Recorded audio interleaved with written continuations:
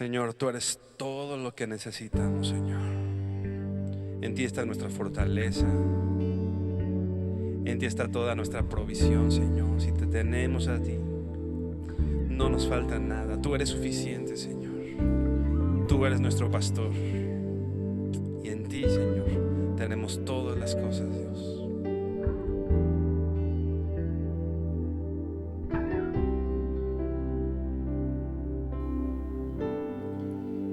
No hace falta más.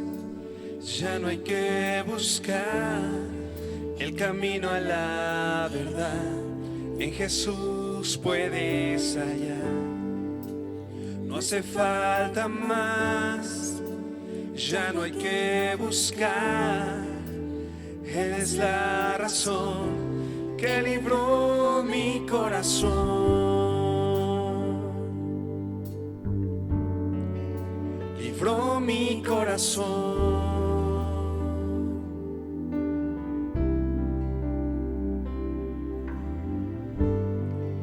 Jesús es suficiente para mí. No hace falta nada. Él está aquí. Me basta su gracia, nada más. Solo en Jesús hay libertad.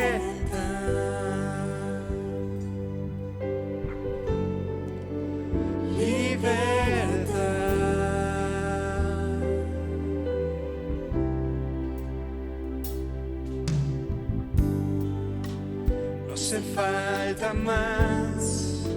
Ya no hay que buscar el camino a la verdad. En Jesús puedes hallar. No hace falta más. Ya no hay que buscar. Eres la razón que libró mi corazón. Libró mi corazón.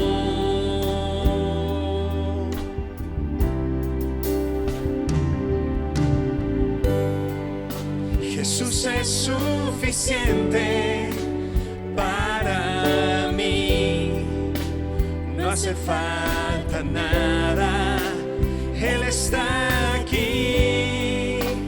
Me basta su gracia, nada más.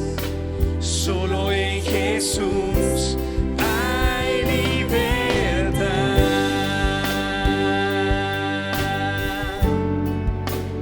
Libertad.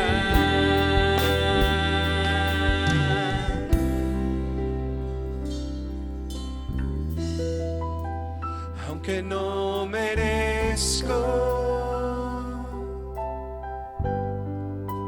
tu amor es sincero.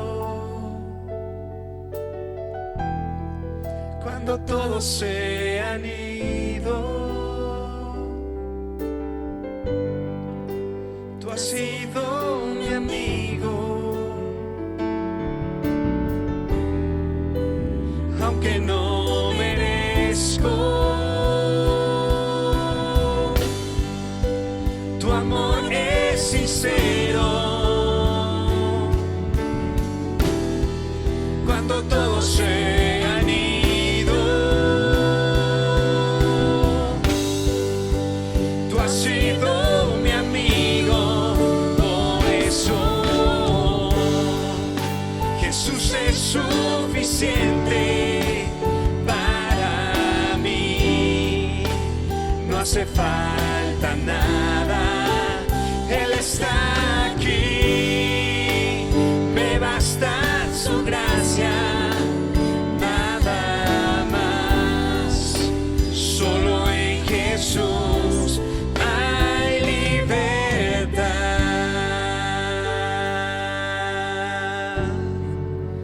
Libertad.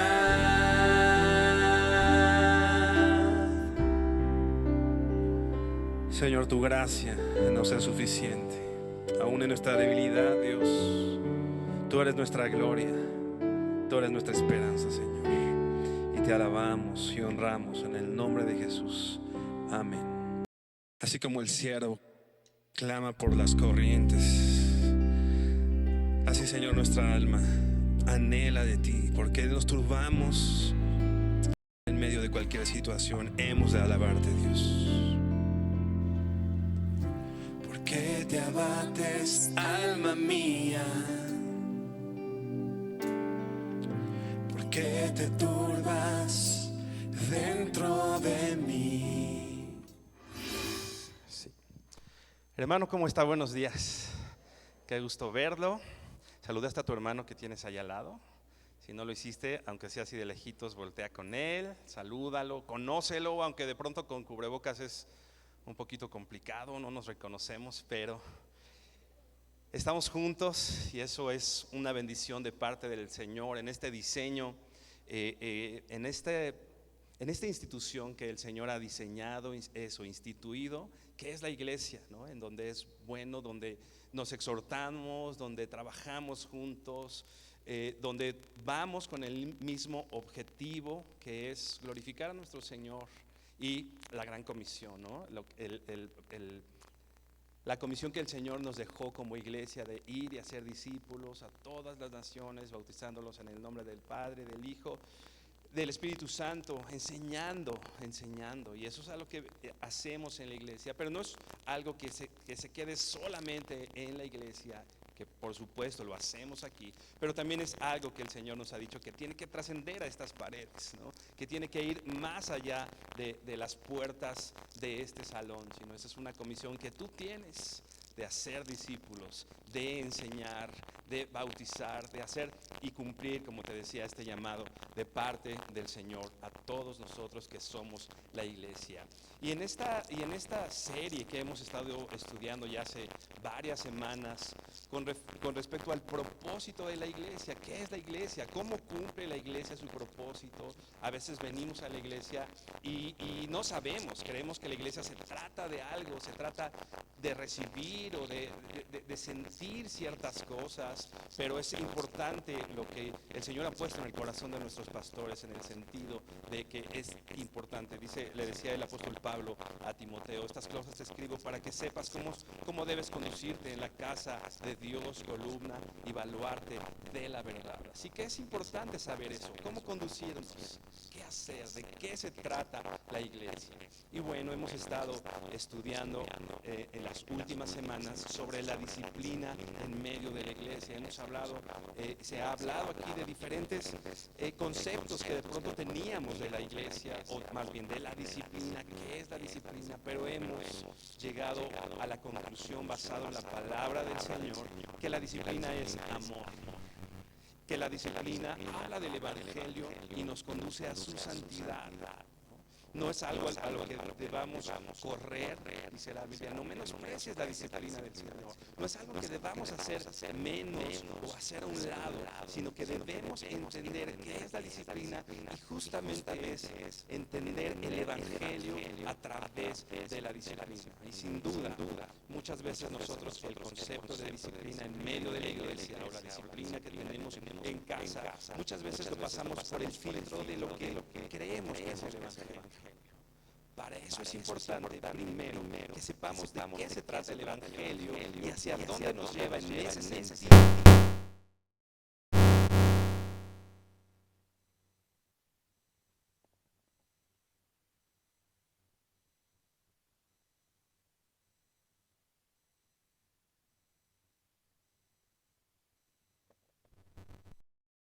La salvación es por gracia, no hay nada que nosotros hayamos hecho o podamos hacer para obtener la salvación, ¿no? Pero a veces nosotros como hijos de Dios o como cristianos pensamos que nuestra única labor como hijos de Dios es creer, ¿no? Yo ya creo, y bueno, finalmente eso dice la Biblia, que la fe es un regalo de Dios, es un don, y Dios nos da la capacidad de creer. Pero pensamos que eso es todo, y en eso resumimos de alguna manera el evangelio, o al menos nuestra posición con respecto al evangelio. Pero el evangelio, por supuesto, es eso, pero hay más que nosotros ahora, Dios nos ha capacitado para obedecerle. Dios dice ahí en Efesios que desde antes de la fundación del mundo, Dios nos escogió a nosotros, pero para que andemos en buenas obras. Por supuesto, decíamos, la salvación es por gracia y no podemos hacer nada. Pero ya que somos salvos, definitivamente nosotros tenemos una responsabilidad, una posición delante del Señor, delante de nuestros hermanos, delante de nuestra comunidad, en el mundo en el que vivimos, una posición que nos lleva a dar un fruto de esa fe. Ese fruto necesariamente son actitudes, necesariamente son obras, es algo que nosotros debemos hacer. Es importante entonces enfatizar a Cristo no solo como nuestro Salvador.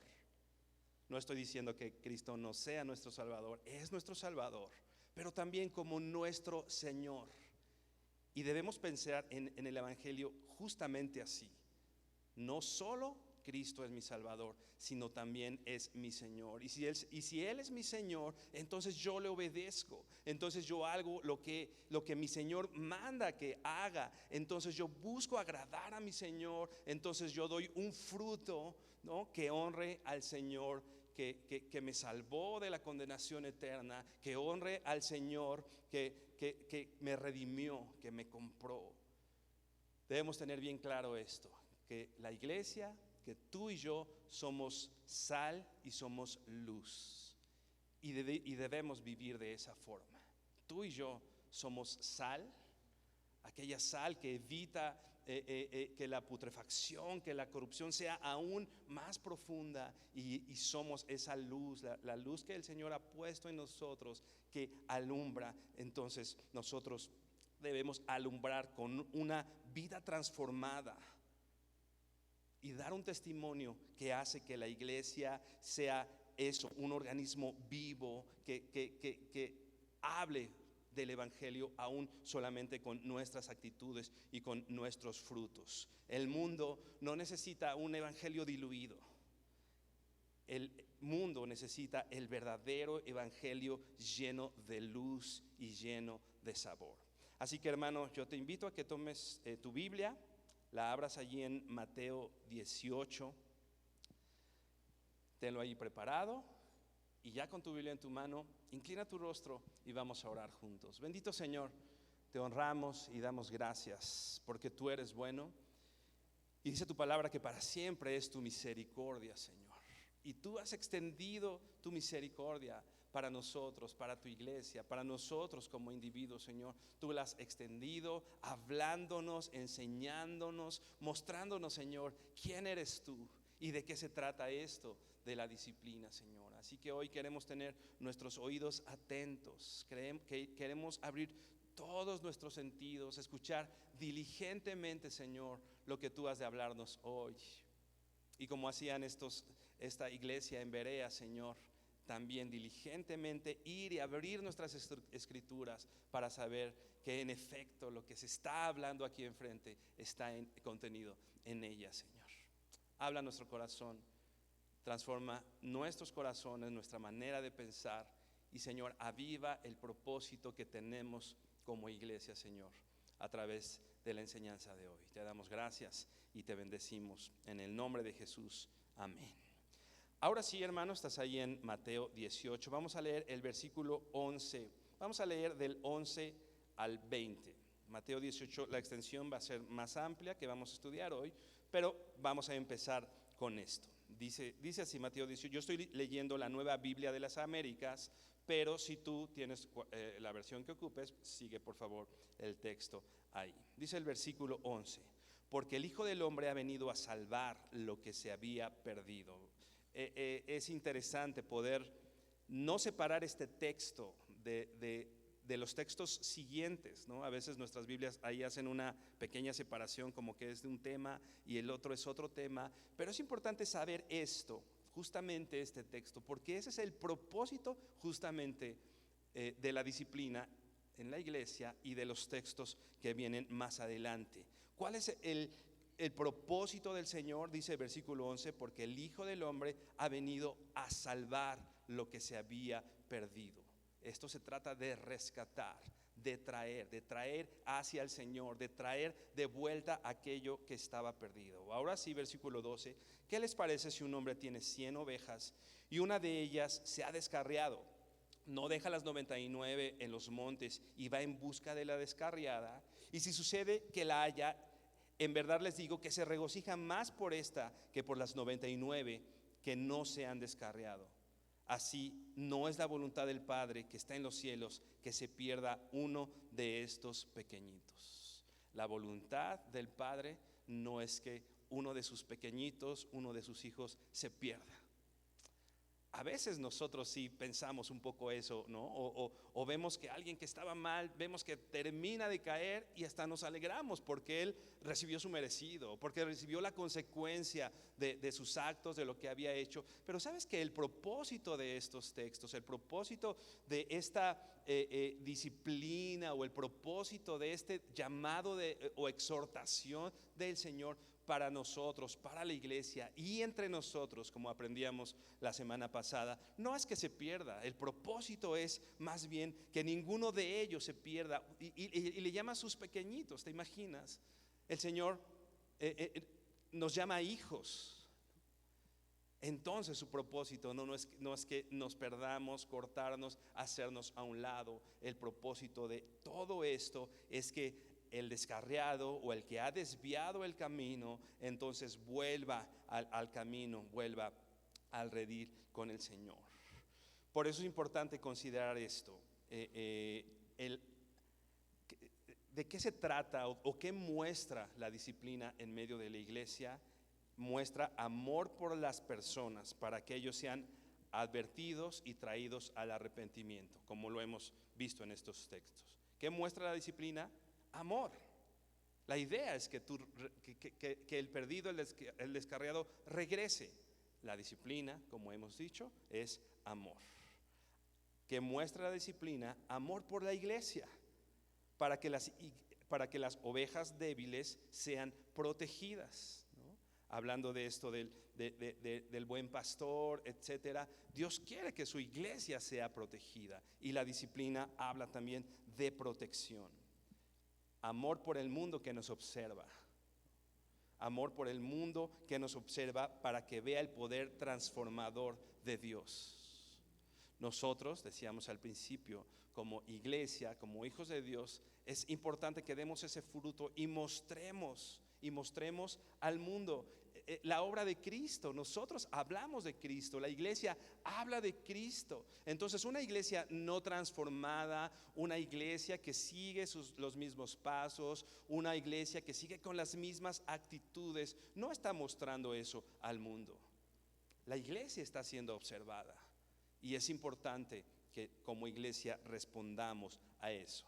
Entonces, una vez más, la iglesia muestra al mundo que nos observa que el Señor de verdad transforma vidas, que el Señor hace nuevas todas las cosas. Y por último, el amor por Cristo, para que las iglesias obedezcan su santo nombre y lo ensalcen.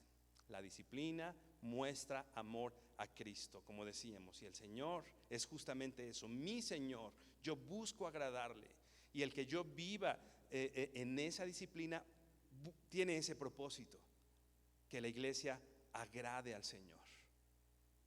Recuerda, la iglesia no se trata de nosotros, la iglesia se trata de Cristo.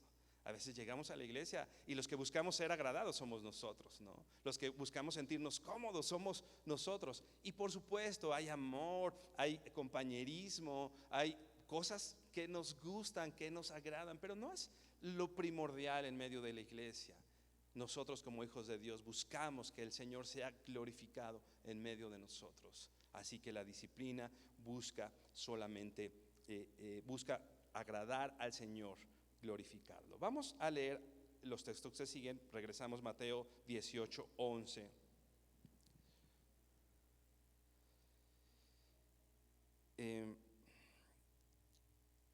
Vamos a partir del 15, por favor. Mateo 18:15.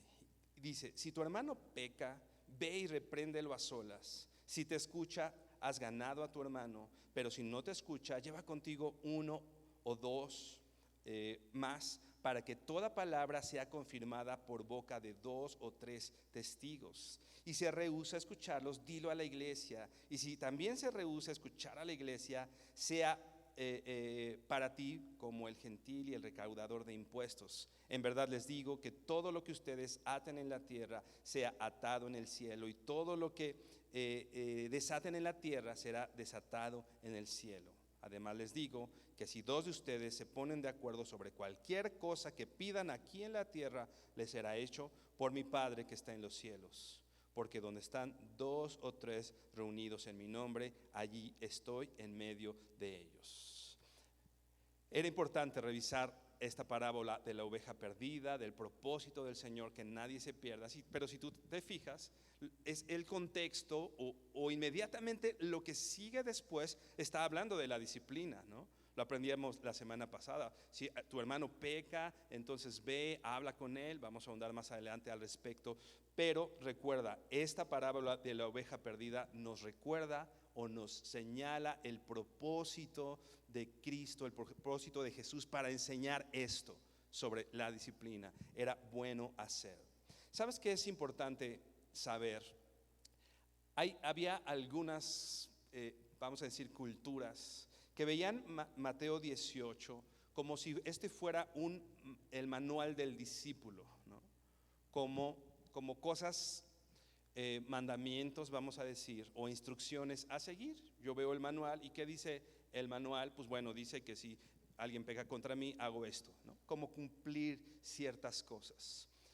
Pero algunos otros comentaristas dicen y coinciden esto, que más que unos mandamientos o un manual, Jesús aquí está describiendo el carácter de la iglesia. No es que yo busque seguir estos pasos, es que la iglesia que ama al Señor y ama a su prójimo hace esto, ¿no? Es como el árbol de naranjas da frutos. ¿Qué frutos son? Naranjas, ¿no? El árbol de naranja no está pensando: tengo que dar naranjas y no limones, tengo que dar naranjas y no limones. Él no se preocupa. Él está y da un fruto de acuerdo a su especie, ¿no? Nosotros como iglesia, en Mateo 18 se describe justamente eso, no unos pasos a seguir como un manual que como iglesia seguimos, sino más bien el fruto o el carácter o cómo reacciona la iglesia en ese sentido. Aquí en la parábola leíamos el versículo 12, dice: ¿qué les parece si un hombre tiene 100 ovejas y una de ellas se ha descarriado? ¿No deja las 99 en los montes y va en busca de la descarriada? Aquí Jesús enfatiza el amor y el cuidado que todos debemos tener en la comunidad cristiana, que es la iglesia, ¿no? Estamos acostumbrados a una sociedad individualista, ¿no? Si vemos que alguien, ¿no? Déjalo ser, ¿no? Es su decisión, pues bueno, que él lo haga, que él actúe.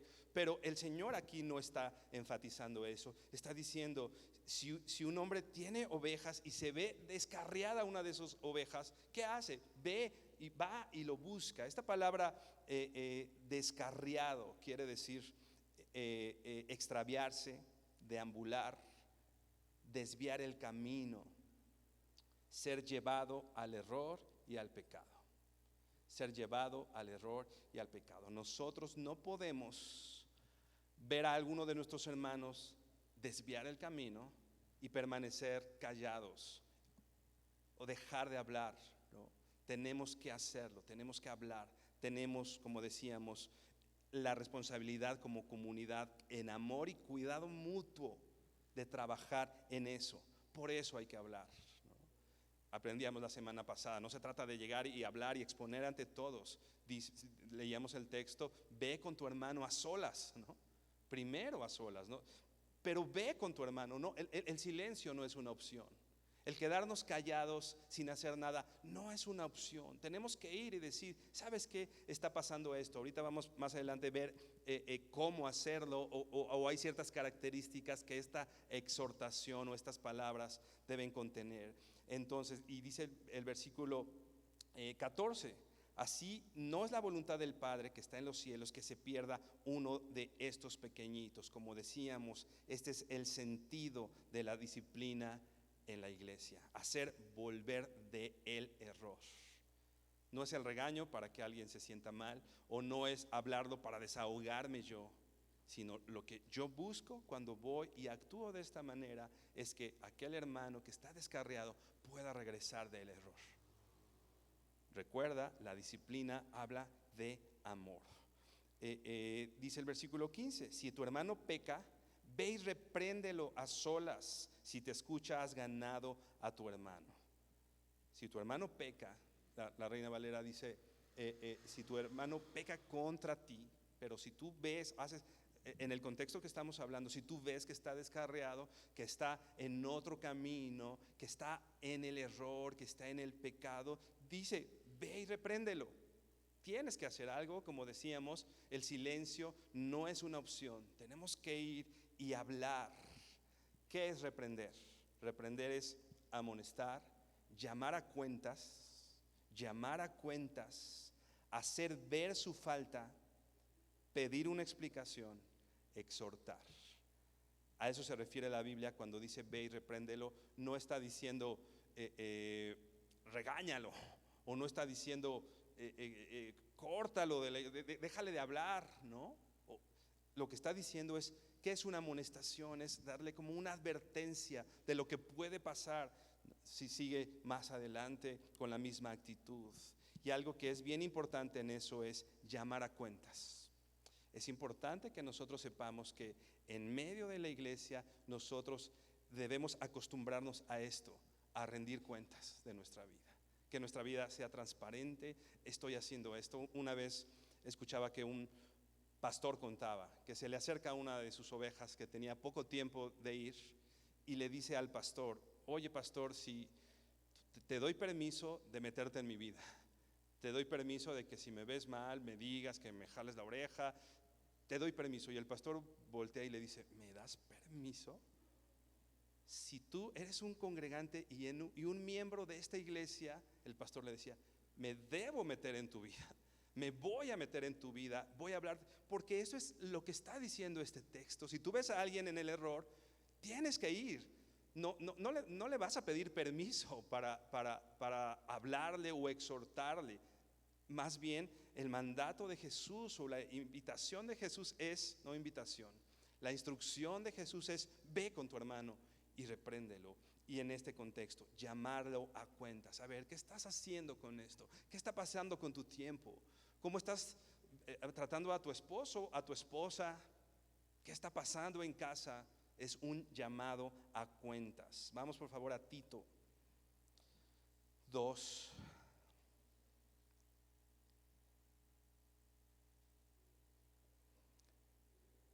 Versículo 13.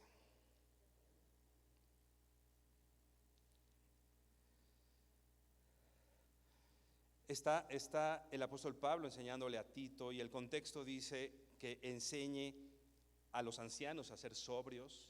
Da muchas indicaciones de lo que debe hacer un anciano. A las ancianas le dice: tienen que ser reverentes, no calumniadoras. Tito tenía que ir con las ancianas y decirles eso, enseñarles eso, ¿no? A los jóvenes, hacer un ejemplo de buenas obras. Tito, como el encargado, vamos a decir, de esa iglesia, tenía que vigilar esa enseñanza en los congregantes, en la gente que estuviera cercana a él, ¿no? Déjame leerte desde el versículo 8. Tito 2:8 dice: de modo que el adversario se avergüence y no tenga nada que decir de ustedes. Tú tienes que cumplir. A las ancianas, decíamos, no tienes que ser calumniadora, reverente. Los hombres tienen que ser sobrios, los jóvenes tienen que abundar en buenas obras. ¿De qué se trata esto? En primera dice el versículo 8: de modo que el adversario, el enemigo, ese enemigo que observa a la iglesia, se avergüence y no tenga nada que decir de nosotros. Esta exhortación, esta palabra busca justamente eso. Dice versículo 10: para que en todo adornen la doctrina de Dios nuestro Señor. Para que en todo adornen la doctrina de nuestro Señor. ¿Te das cuenta? Está la doctrina, la enseñanza, y nosotros con nuestra obediencia, nosotros con nuestro fruto, con el fruto de nuestra vida, con nuestro testimonio, dice, me gusta mucho como dice el texto, adornamos la doctrina del Señor. No necesariamente lo vamos a hacer de manera espontánea. Para eso Pablo le dice a Tito, tú tienes que vigilar que eso pase en la iglesia.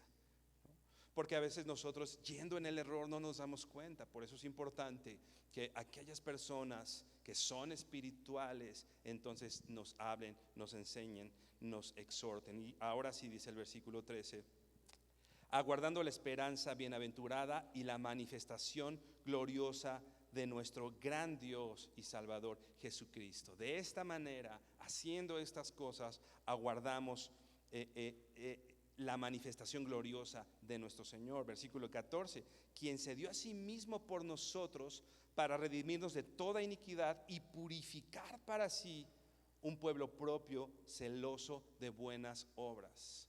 Purificar para sí un pueblo que le pertenece, celoso de buenas obras. ¿Cuál es el contexto? Ese. La indicación, oye, no estás haciendo lo correcto aquí, te estás desviando del error. Eso busca justamente esto, ¿no? Tenemos un Dios celoso, un Dios que dice aquí celoso de buenas obras, que busca la purificación, la santidad de la iglesia. Así que si alguien viene y me llama a cuentas y me dice, oye, lo que tú no estás haciendo no es correcto, no glorifica a Dios, yo debería más bien agradecer y decirle gracias, porque yo lo que quiero es glorificar a Dios, y con tu ayuda voy a buscar hacerlo, voy a lograr hacerlo. Esto busca la exhortación, esto busca la disciplina. Y dice el versículo 15, esto habla y exhorta y reprende con toda autoridad. Otra vez, Pablo le dice a Timoteo, esto habla y exhorta y reprende con toda autoridad. Que nadie te menosprecie. Un principio claro que emana de lo que estamos leyendo en Mateo y que ampliamos ahora en Tito es que Jesús desea que el proceso de corrección del pecado involucre pocas personas, tan pocas como sean necesarias para conseguir el arrepentimiento, que es el fruto, ¿no? Es lo que dice, lo está diciendo, si tu hermano peca, ve y repréndelo, pero dice ¿cómo? A solas, ¿no? Esto lo aprendíamos la semana pasada, no es que le hables a todos tus amigos, ya que se enteró todo el mundo, entonces ya vas y le dices a él. No se trata de eso, es yo busco, si alguien que amo comete un error, si un amigo muy cercano comete un error, no me interesa que todo el mundo lo sepa antes que él. Yo voy con él y en ese amor voy a solas, cuidando su corazón, cuidándolo a él, y busco eso. Entonces esto no debe involucrar, hasta este momento, no debe involucrar a más personas, ¿no? Tiene que ser, dice aquí, solas. Si te escucha, ¿no? Si él te presta atención, no está diciendo que ya se arrepintió, que ya cambió y que ya lo logró. ¿Qué se espera en un principio? Que se escuche, ¿no?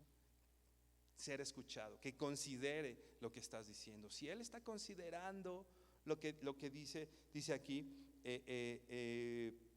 considera, presta atención. Si él te escucha, has ganado a un hermano, ¿no? ¿Por qué? Porque lo has hecho volver del error y ha tenido un cambio de actitud. Pero también has ganado un hermano gracias a tu discreción, ¿no?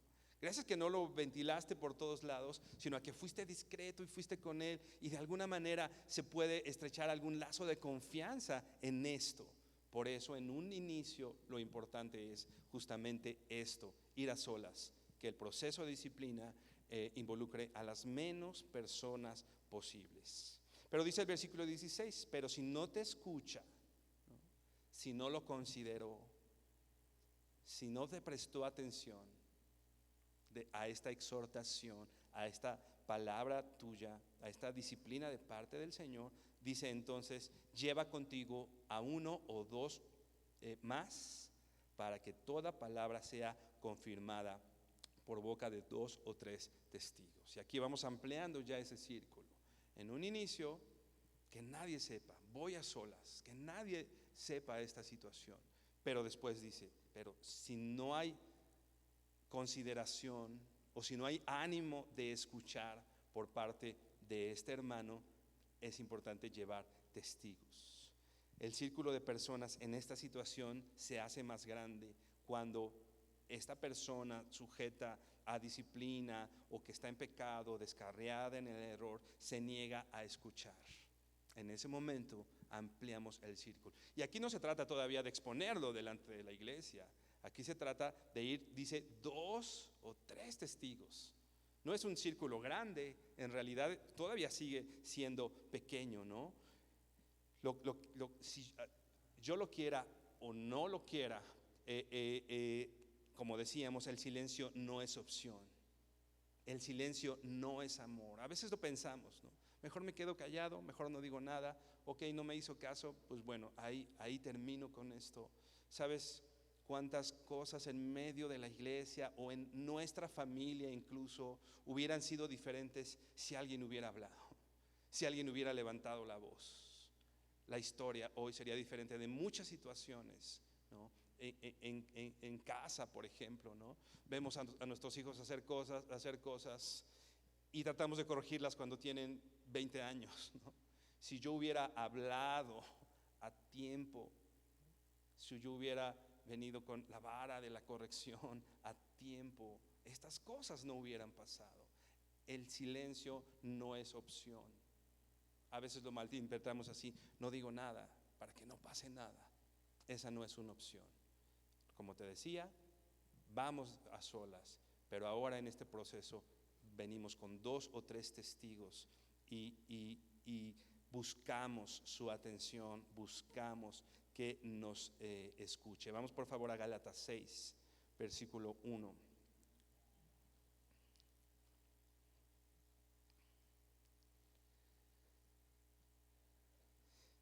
Pensando un poco en quiénes serán estos 2 o 3 testigos, ¿con quién irías?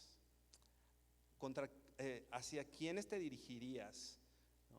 Si vas y lo compartes con tus amigos de la escuela o tus amigos del trabajo, solamente por llevar testigos, pues bueno, probablemente no sea una decisión muy sabia. Vamos a leer Gálatas 6, versículo 1, dice: amados hermanos, recuerda, esto es la continuación de la predicación de la semana pasada, en la que habla de hermanos, la palabra adelfos, que es todos nosotros, todos que hemos recibido la salvación. No es necesariamente en este punto alguien de liderazgo, no es necesario, sino nosotros, hermanos. Dice: si otro creyente está dominado por algún pecado, estoy leyendo la Nueva Traducción Viviente, por si quieren anotarlo ahí. Si otro creyente está dominado por algún pecado, ustedes que son espirituales deberían ayudarlo a volver al camino recto con ternura y humildad. Y tengan mucho cuidado de no caer ustedes en la misma tentación. Hay algunas consideraciones que nosotros debemos tener cuando vamos con nuestro hermano, pero también cuando buscamos testigos para ir con nuestro hermano. Si lo vemos, dice: ustedes que son espirituales. ¿De qué se trata esto? Bueno, definitivamente no es alguien que no conozca del Señor. Ahí mismo en Gálatas 5 habla un poco al respecto. El versículo 25, Gálatas 5, 25 dice así: si vivimos por el Espíritu, ¿no? O sea, alguien que es espiritual es alguien que es vivificado por el Espíritu, entonces es capaz de vivir o andar en el Espíritu. Dice ese versículo 25: si vivimos por el Espíritu, andemos también por el Espíritu, ¿no? Es alguien que ha recibido del Señor, pero que de alguna manera ha dado un fruto, que ha dado cierta madurez o señales al respecto. Dice John MacArthur: todos los creyentes tienen en su interior la presencia del Espíritu, que mora en ellos como el poder personal para vivir de forma agradable a Dios. ¿Cuál es el fruto de alguien espiritual? Bueno, esa capacidad dada por el Espíritu para poder vivir una vida agradable a Dios. Entonces, tú vas con el testigo que de alguna manera tiene, no que es perfecto, nadie de aquí lo somos, ¿no? pero que de alguna manera ha buscado vivir esa vida piadosa, agradable al Señor, que tiene cierta madurez, ¿no? Entonces busca a alguien que es espiritual para ese trabajo recuerda que es de restauración, que es de amor, que es que vuelva al camino, ¿no? No, todavía no es de hacer a un lado o de dejar aparte, etc. Lo que se busca hasta este punto es que nuestro hermano regrese y esté con nosotros, ¿no? Y dice aquí, ¿no? Seguimos Gálatas 6:1, dice, deberían ayudarlo a volver al camino recto, lo que decíamos. Y esta versión me gustó justamente por eso. La Reina Valera dice con mansedumbre, ¿no? Tranquilo, ¿no? No vamos a llegar así, ¿no? Enojados. La Nueva Traducción Viviente dice, ¿cómo debo llegar con mi hermano que se ha descarriado o vive en el error? Dice, con ternura y humildad, dice esta versión. ¿Cómo te gustaría que llegaran contigo si estuvieras en el error, descarriado? ¿Cómo te gustaría? Regañándote. Digo, hay un punto en el que es importante ya algo quizá un poco más fuerte, pero en este momento en el que estamos, agradeceríamos primero la discreción a solas, ¿no? Y agradeceríamos que se haga con un carácter tierno y humilde. ¿Cómo consigo ese carácter tierno y humilde? Lo dice el mismo texto. Ten cuidado de no caer ustedes en la misma tentación, ¿no? Considerando a nosotros mismos. Yo no voy con una actitud de juez a hacerlo, más bien yo me considero, porque probablemente más adelante yo esté en el mismo lugar. Considérate a ti mismo, ¿no? Ayúdense a llevar los unos, versículo 2, las cargas los unos de los otros y obedezcan de esta manera la ley de Cristo. Si te crees demasiado importante para ayudar a alguien, solo te engañas a ti mismo, no eres tan importante. A veces no ayudamos a alguien que está en pecado porque nos creemos mejores, porque nos creemos más importantes. Pero lo que dice el versículo 3, ¿sabes qué? No lo eres. Si te crees demasiado importante para ayudar a alguien, solo te engañas a ti mismo, no eres tan importante. Otra vez, dice el versículo 4, presta mucha atención a tu propio trabajo. O sea, cuando vamos con nuestros hermanos, es importante una autoevaluación también. Repito, no la perfección, no que no me equivoque, no que no peque, ¿no? Pero sí es importante que yo observe, que vea cómo estoy viviendo. Dice ahí en Efesios, observa, presta mucha atención de cómo estás viviendo. Es algo que nosotros sí debemos evaluar, nuestra propia vida. No dice que estés evaluando la vida de tu hermano, eso sí no lo dice. Lo que sí dice es que yo tenga mucho cuidado de cómo vivo mi vida, de cómo ando, ¿no? Y si entonces tengo esta oportunidad de ayudar, entonces la uso, como dice aquí el texto, ¿no? Versículo 5, pues cada uno es responsable de su propia conducta. Entonces, ¿a quién acudir? ¿A quién puedes llevar como testigos ante esta situación? A alguien que su vida espiritual ha alcanzado un nivel de madurez o que va en un camino recto, vamos a decir, en un camino ascendente, ¿no? Que se ha visto fruto en esto. Vamos a regresar entonces a Mateo 18, versículo 15.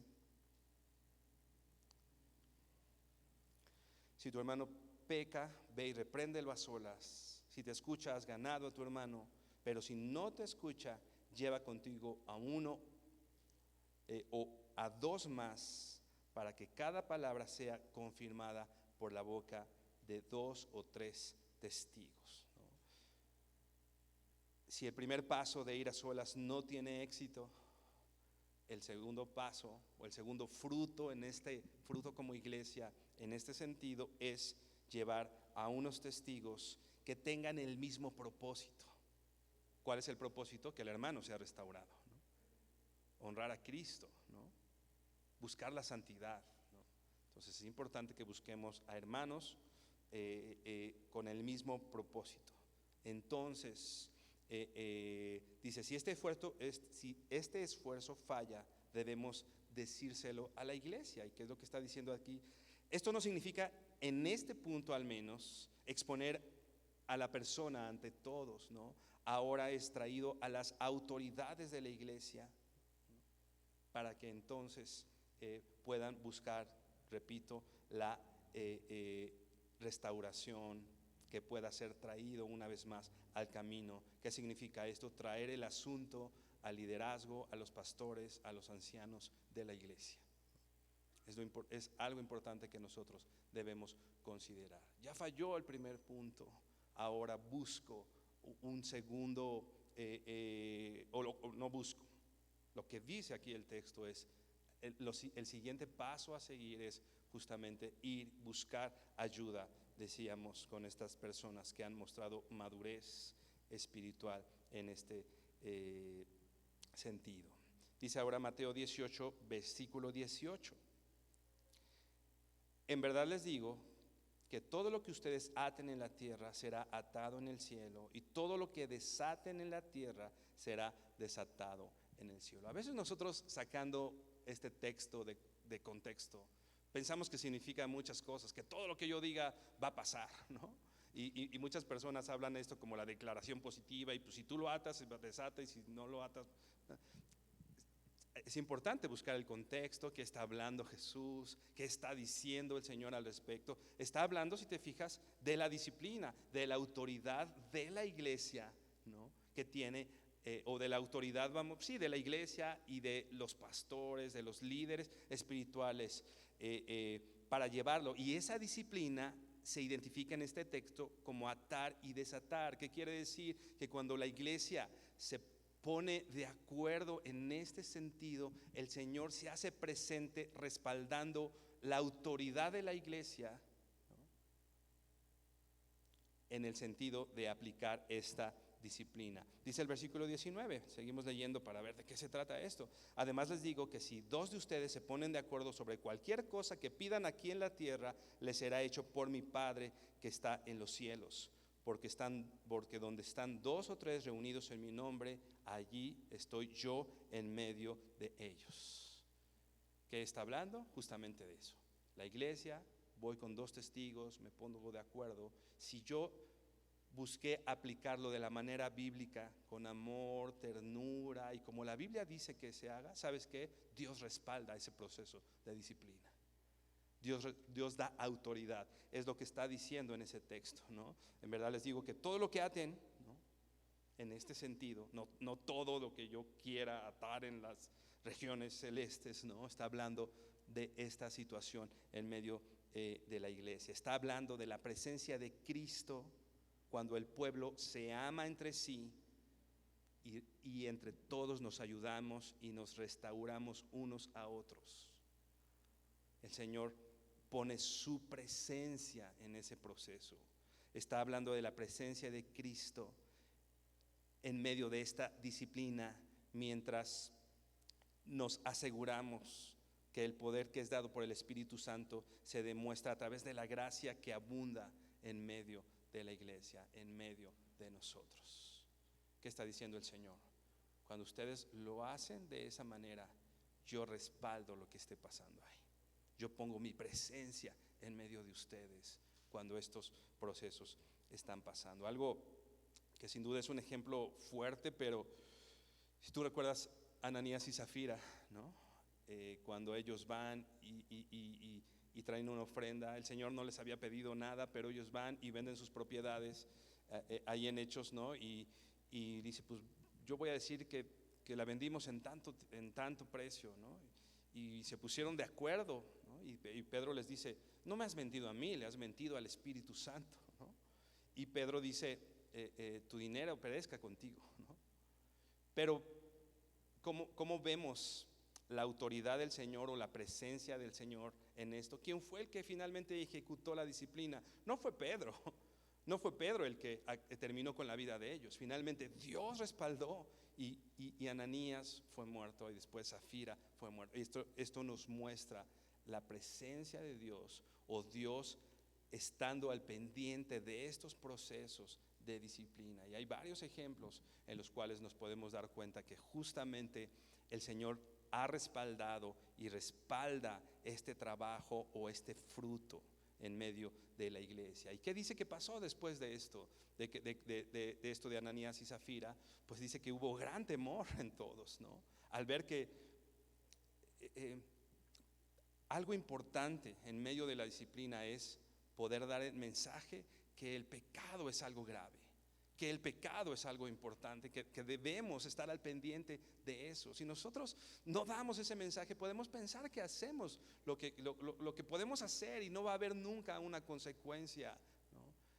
Acá en el libro de los Hechos es claro como el pueblo, al ver que pasa algo, que el pecado es grave, entonces cambian su actitud ante el pecado. Otra vez el Señor respalda la autoridad de la iglesia para aplicar la disciplina. Esto es una bendición ante nosotros, ¿no? Que el Señor supervise estos procesos, o el que el Señor esté detrás de todo esto, es una bendición. Nos da seguridad como iglesia. Al Señor no se le van las cosas. El Señor está detrás de todo esto. Así que, hermano, recuerda, el silencio no es una opción. Es importante hablarlo como la Biblia dice que se haga. Si entonces nos recibimos un fruto, bueno, vamos con 2 o 3 testigos, gente que tenga cierta capacidad espiritual o madurez espiritual para poder hacerlo. Y bueno, este es el proceso en el que vamos.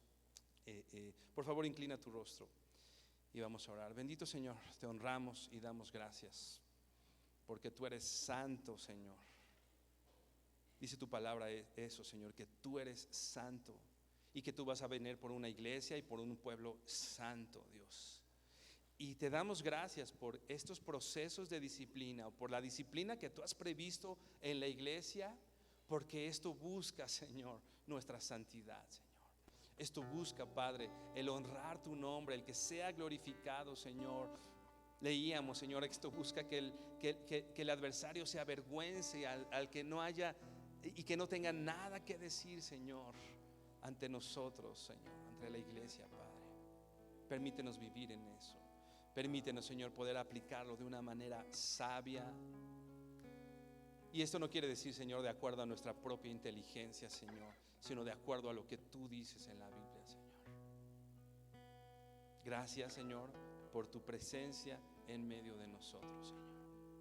Gracias, que esa es tu promesa, que tú vas a estar en medio de nosotros en tiempos complicados, en tiempos, dice tu palabra, que la disciplina al presente no es causa de gozo, sino de tristeza, pero que trae un fruto apacible de justicia a todos aquellos que han sido entrenados en ella. El momento de la disciplina, sin duda, no es un momento fácil. Puede ser un momento triste, Señor, pero en el que tú estás presente, Dios, pero en el que tu autoridad y tu espíritu se hacen presente y que trae un fruto de paz y de justicia, Señor. Queremos vivir ahí, Señor. Queremos comprender el propósito de la iglesia en todo esto, Padre. Te bendecimos, te damos gracias en el nombre de Jesús. Amén.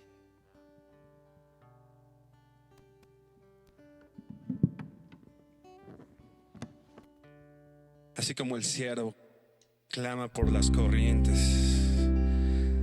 así, Señor, nuestra alma anhela de ti, porque nos turbamos aún en medio de cualquier situación. Hemos de alabarte, Dios.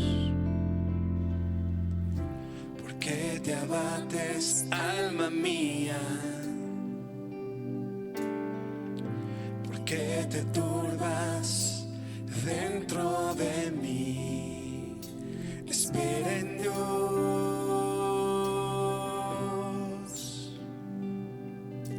espera en Dios.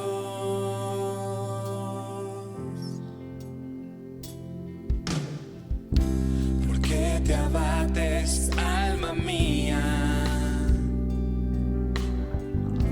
¿Por qué te turbas dentro de mí? Espera en Dios.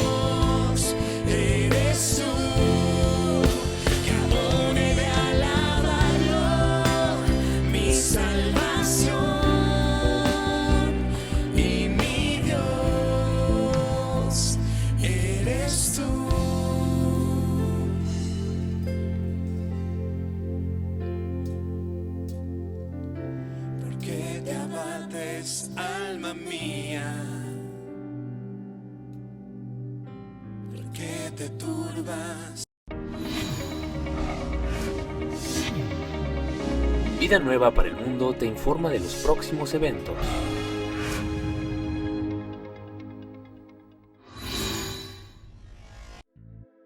Explora el llamado, promesas y pactos hechos a los hombres de fe que comenzaron el linaje del pueblo escogido.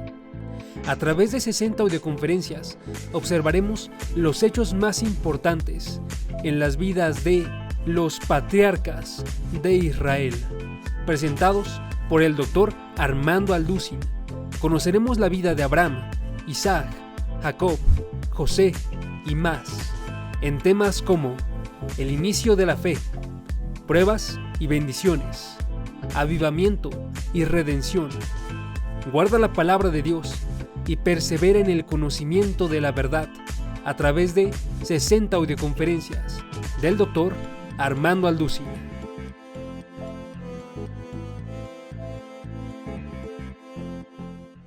El Dr. Armando Alducin presenta Tomo 5 del Nuevo Testamento. Escucha la palabra de Dios y conoce con nosotros las revelaciones de la Escritura. Escudriñaremos la primera carta de Juan y Apocalipsis a través de 113 audioconferencias, en donde escucharemos las profecías, advertencias y exhortaciones que Dios ha realizado, con temas como la Trinidad, mensaje a las iglesias, el falso profeta, crecimiento espiritual, el pecado de muerte y más. Atesora la palabra y busca el crecimiento espiritual a través de 113 audioconferencias del Dr. Armando Alducin.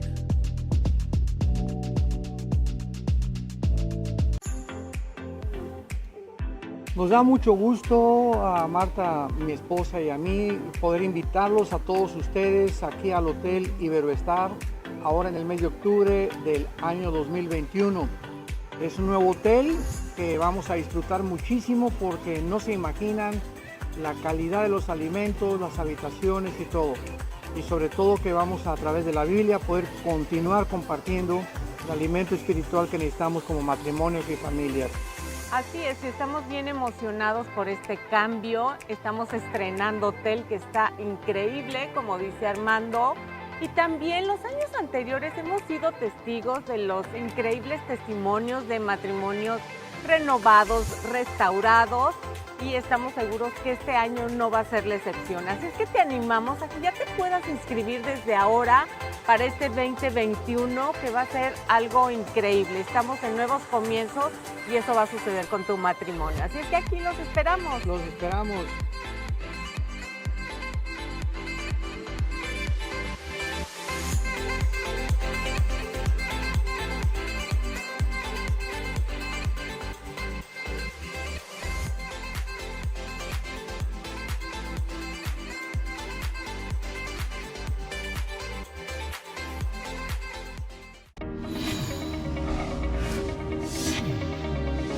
Vida Nueva para el Mundo.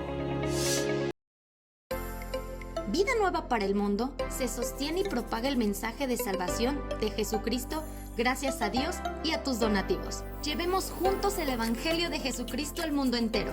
Realizamos eventos, seminarios, congresos y diferentes programas para dar a conocer el mensaje de salvación y el poder de nuestro Señor, transformando y edificando vidas de mujeres, hombres, niños alrededor del mundo.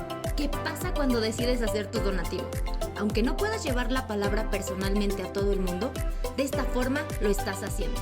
Con tus donativos o aportaciones, estás sembrando y formando parte de lo que Dios está haciendo en su obra. Estás ayudando a traer luz a la oscuridad, paz al conflicto y esperanza a los que no tienen ninguna. Dona desde México.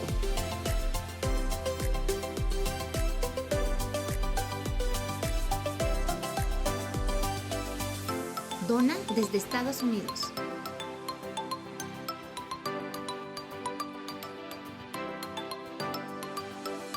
Para el resto de donaciones de otras partes del mundo, www.vidanuevaparelmundo.org.mx/dona. Estamos cumpliendo la gran comisión. Por tanto, vayan y hagan discípulos a todas las naciones. bautizándolos en el nombre del Padre, del Hijo y del Espíritu Santo, enseñándoles que guarden todas las cosas que les he mandado.